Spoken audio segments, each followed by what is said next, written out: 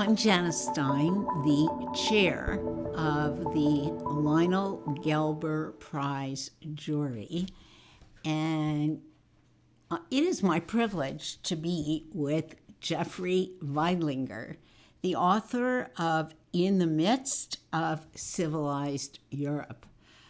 In the Midst of Civilized Europe is one of our shortlisted nominees for the Gelber Prize this year. And the Gelber Prize rewards writing that is literate and powerful and compelling and tells us a big story about the history of our world and connects that history to where we are today.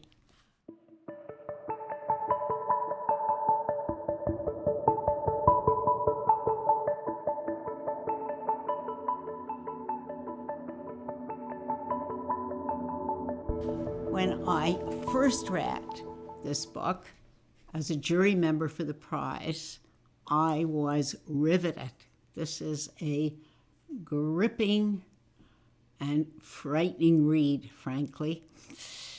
But when I reread it in preparation for the conversation that Jeffrey and I are going to have, I think everybody will see how the threads of the story that Jeffrey tells connect to the world that we are living in right now and to the war that is in front of our eyes almost every day right now, and to the tragedy that is happening in Ukraine.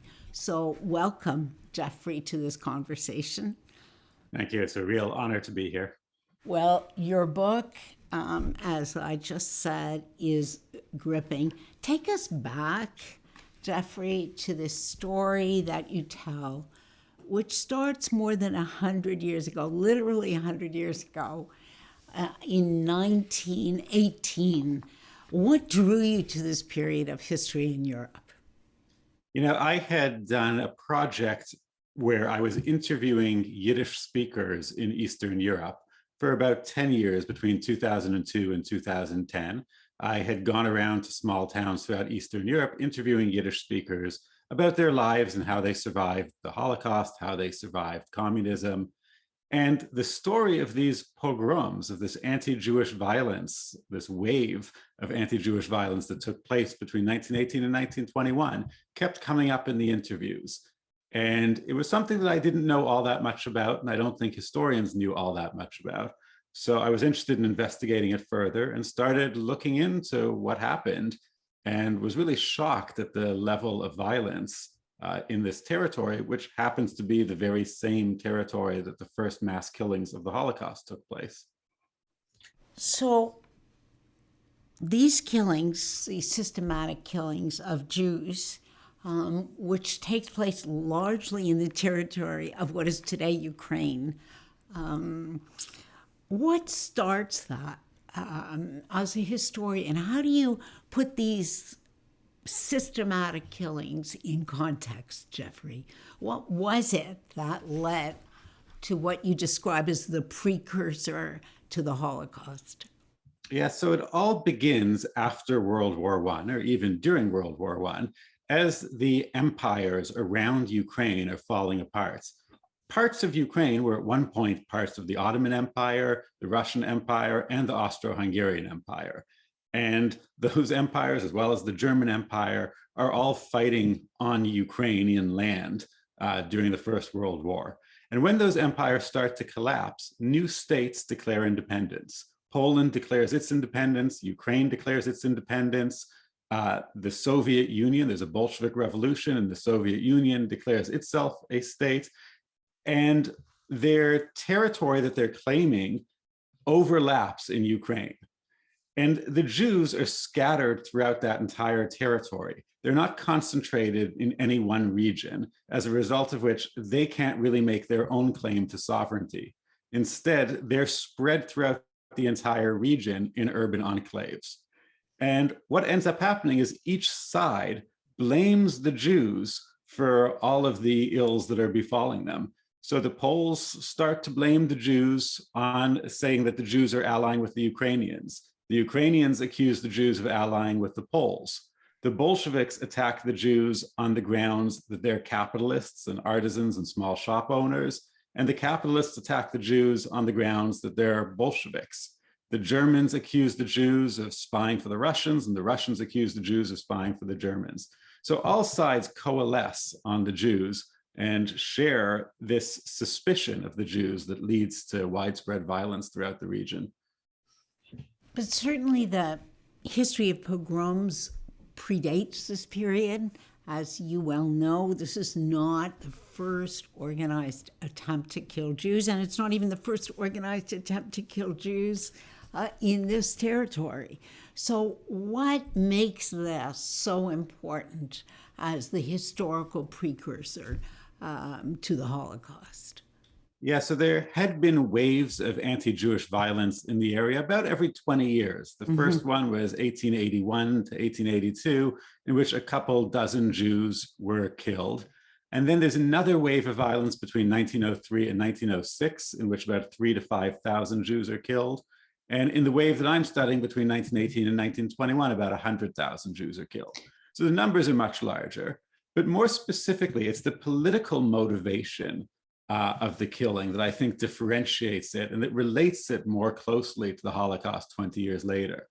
Earlier attacks on the Jews were motivated by primarily economics and religious resentment. They often happened over the Easter holiday. They were associated with the Easter holiday. They were sometimes pillaging stores for economic reasons and countryside against the town violence. But in this case, it's motivated politically, and it's because of the establishment of these new nation states that are viewing the Jews as a suspect population.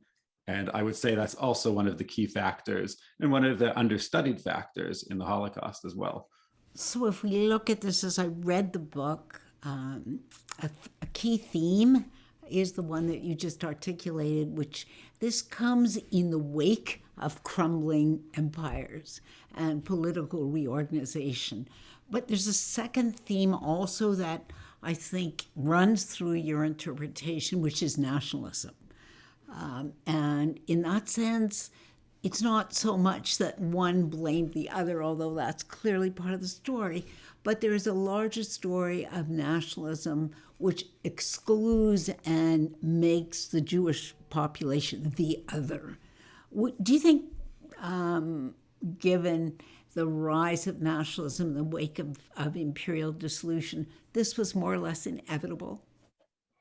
So there's yes, probably, but there's a few caveats to that, which is one, the Ukrainian state that was established in 1918 tried to be a multinational, inclusive state and gave the Jews more autonomy than they had ever had in any other country.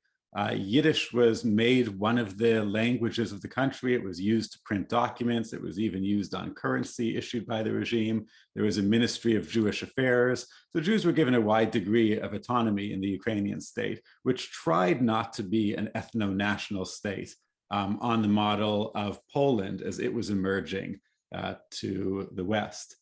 And the Soviet Union also presented itself as a supranational state that didn't take into account ethnic differences. And that becomes a factor through the Civil War. That becomes a factor through this war that's taking place around 1919, when the Red Army, which is, of course, the Bolshevik army, stops pogroms and becomes the protector of Jews because the Soviet government regards this idea of multinationalism as very important. So they stop the pogroms, leading Jews to join the Bolsheviks because they're the one party that is defending them from pogroms.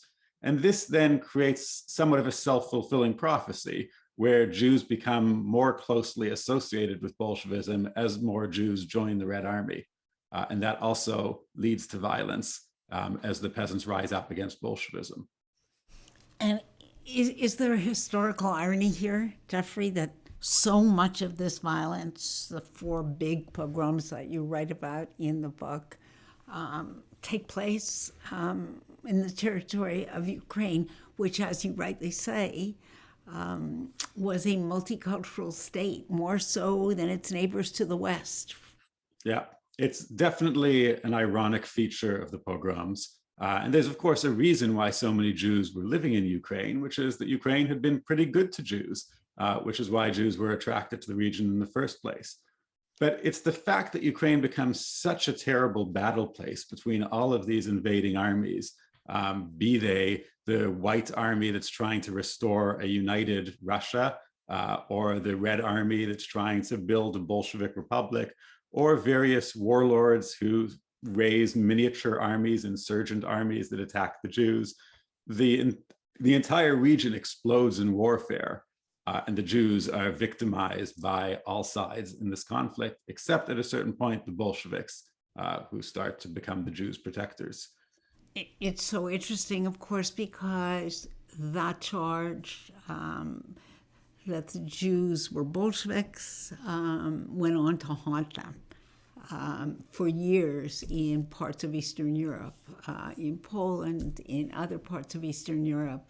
That were strongly anti-Bolshevik, and as you said, so there was almost no safe space between these contending factions.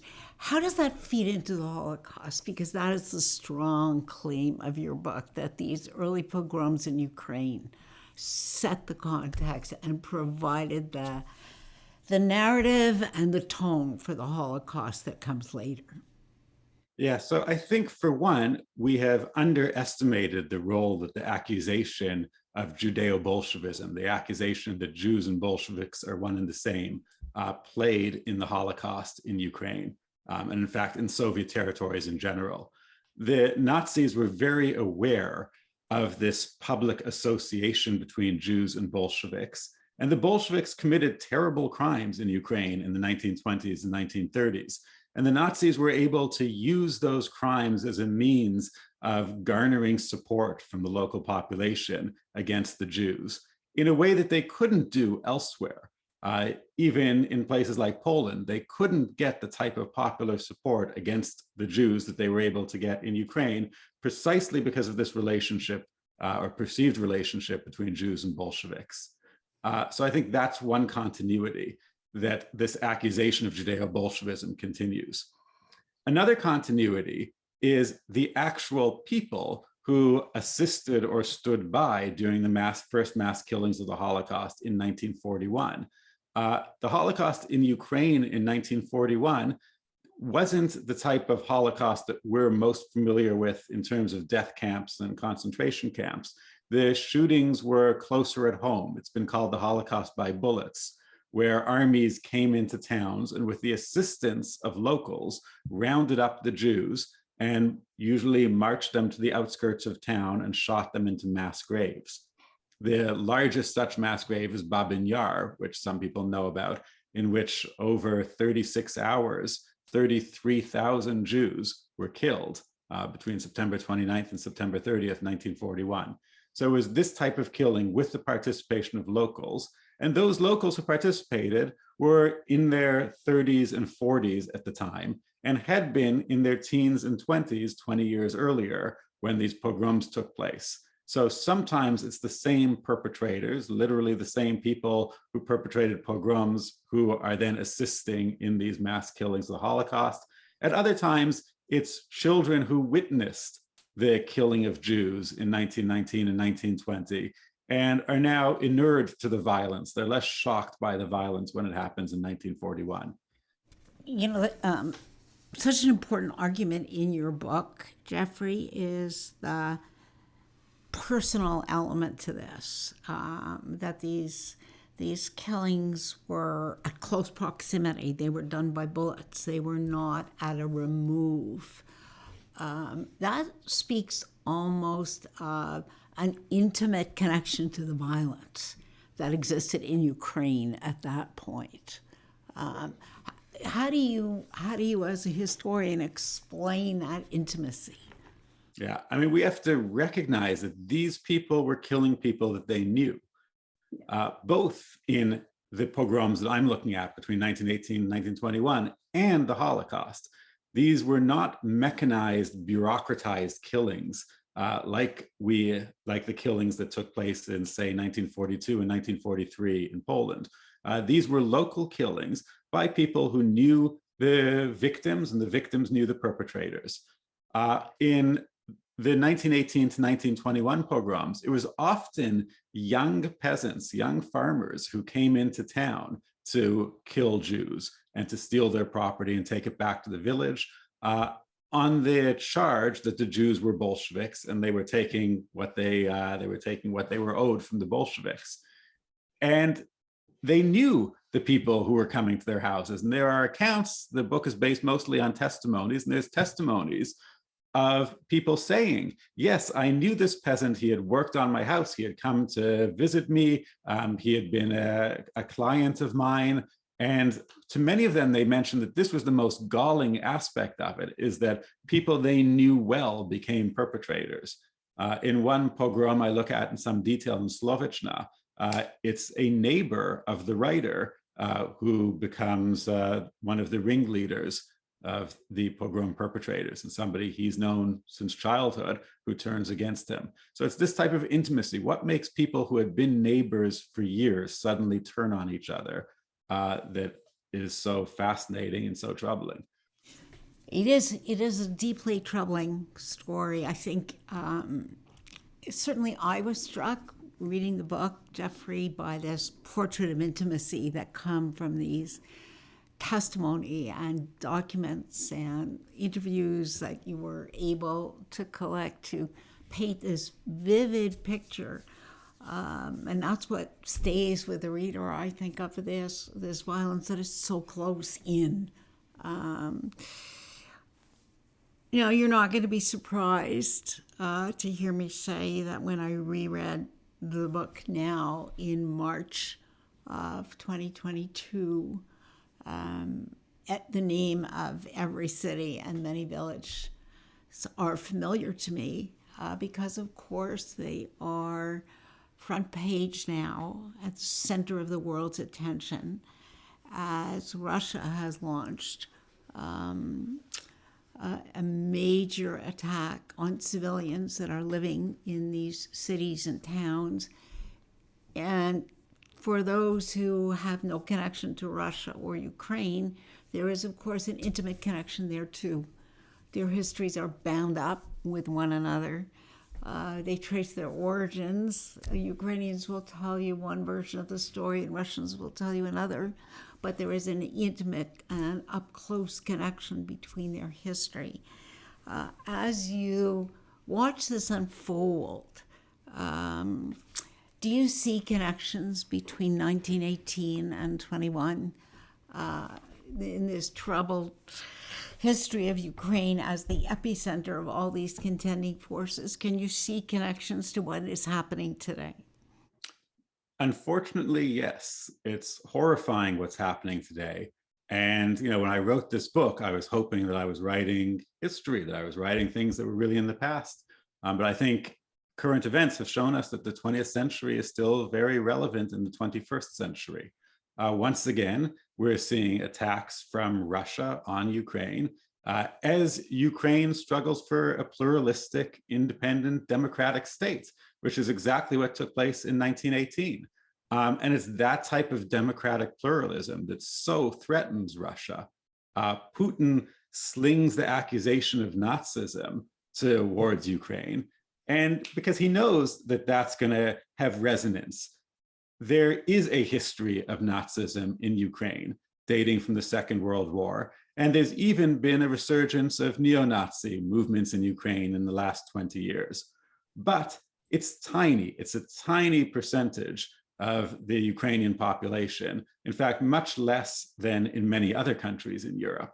But what's been remarkable about Ukraine in the last few years has been the resurgence of this pluralistic, democratic Ukraine that we saw in 1918 to 1921, and that came crashing down in 1918 to 1921, also because of a Russian invasion. So we're really seeing history repeat itself in many ways. And the legacy of that first Russian invasion was absolutely horrifying. And I fear that we may be on the verge of another such instance. Jeffrey, when you when you look at it,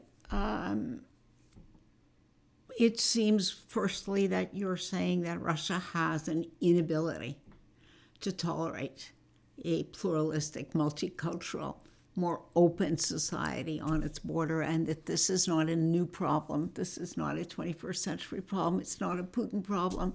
It's a much deeper problem that you can trace back at least 100 years, that closes with the Tsarist Empire, the breakup of the Tsarist Empire, and the emergence of Bolshevism in Russia.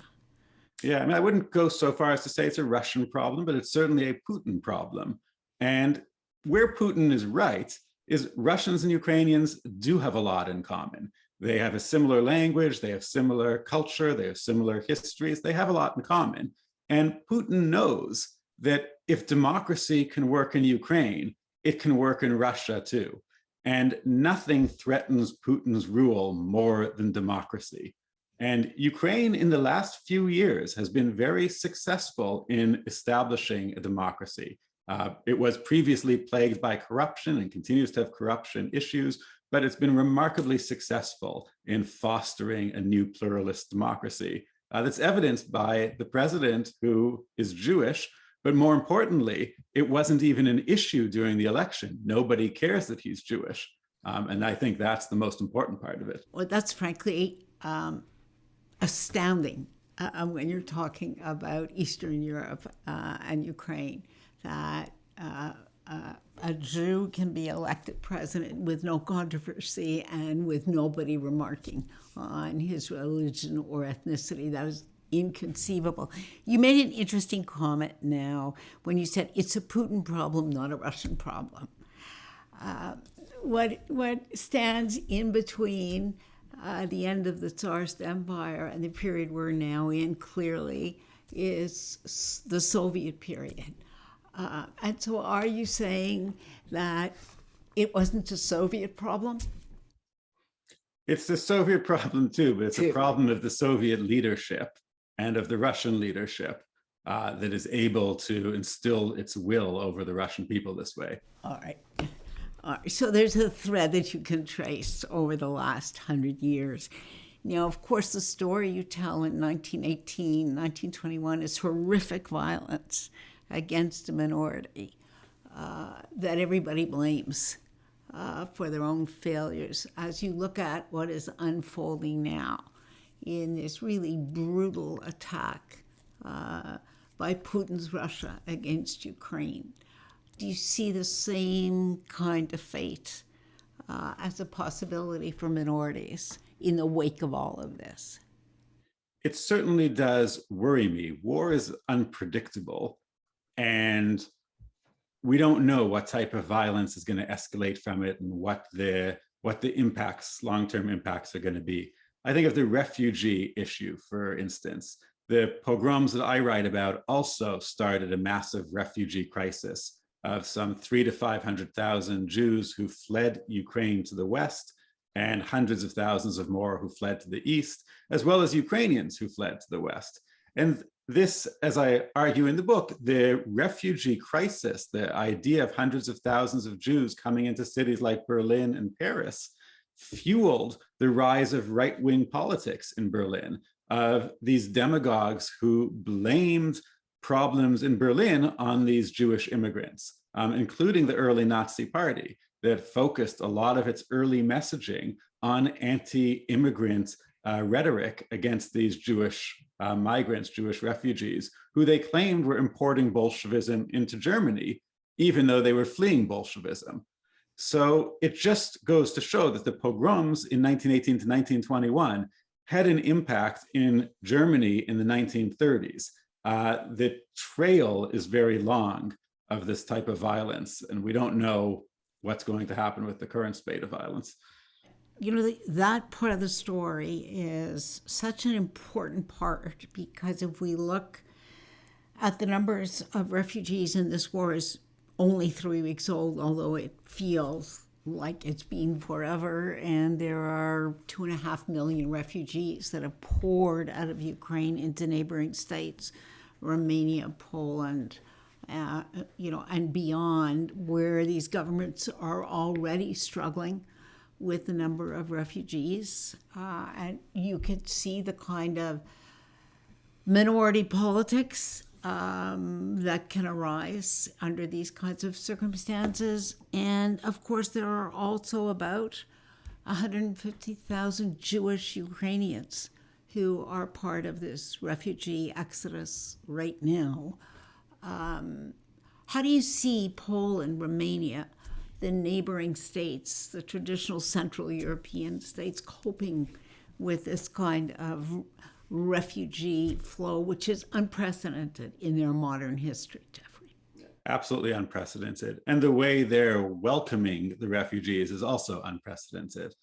There was some welcoming of refugees in 1919 to 1921. It wore off rather quickly. Right. And that's what we're going to have to wait and see how long this lasts. Hopefully the war ends soon and the refugees are allowed to return home, as I'm sure most of them would like to. That theme, of course, of the welcome for refugees, but the enormous challenge of sustaining that welcome once time stretches is a very large theme throughout the 20th century. In closing, Jeffrey, what would you like readers to take away from a tragic story that starts 100 years ago, and people who are reading your book are watching a not dissimilar, different in many, many important ways, but also similar important ways? What would you like the reader to take away? To me, the primary lesson is that bloodletting begets bloodletting. Violence brings about more violence. And each time it is allowed to continue, it escalates the next time around. And the lesson is it needs to be stopped immediately at an early stage before it's allowed to grow. And I would like to see it stop at an early stage right now in Ukraine as well. Finally, one last question. And you're saying, of course, that violence is a cancer, and that the longer it's left to mutate, the more malignant it becomes. You said earlier in our conversation that there were two recurrent themes that go through the 20th century. They just change and mutate. One is the charge of being a communist or a Bolshevik, and you can easily see that replaying in the Ukrainian reaction now to what is incomprehensible to them, that their Russian brothers, in quote, have come now. Many, many untrained and not expecting to be engaged in the kind of violence against Ukrainians that they are being asked to commit. And the other, of course, is Putin's use of the word denazification. Those two themes are 20th century themes we thought we'd left behind. Yeah. As a historian, were we wrong? I don't think we're the ones who are wrong. I think Putin is the one who is wrong, who's living in the wrong century. Fundamentally, what we are seeing now is in many ways similar to what we saw in the 20th century, but in many ways different as well. And the way the world is responding is different. The massive sanctions that are being imposed on Russia, the unity around the world, the global reaction, the way the refugees are being welcomed, that's a sign that we've learned something from the 20th century. I'm glad, Jeffrey, that you can leave us on an optimistic note here. Let me just say to listeners and readers, this is a magnificent book. The jury, to a person, felt that way about it. It is a really important book for everybody to read because of the reasons that Jeffrey has just explained. And it's both unusual and tragic that a book written about violence 100 years ago in Ukraine should be as timely and as relevant as Jeffrey Veidlinger's In the Midst of Civilized Europe. So please make time to read one of the most important books of the year. Thank you, Jeffrey, for making time for us. Thank you, Janice. Pleasure talking to you. And on behalf of the jury, let me just share their appreciation of the contribution that your book makes, not only to the understanding of history, which is so important, but to our understanding of today as well. Thank you. I deeply appreciate it.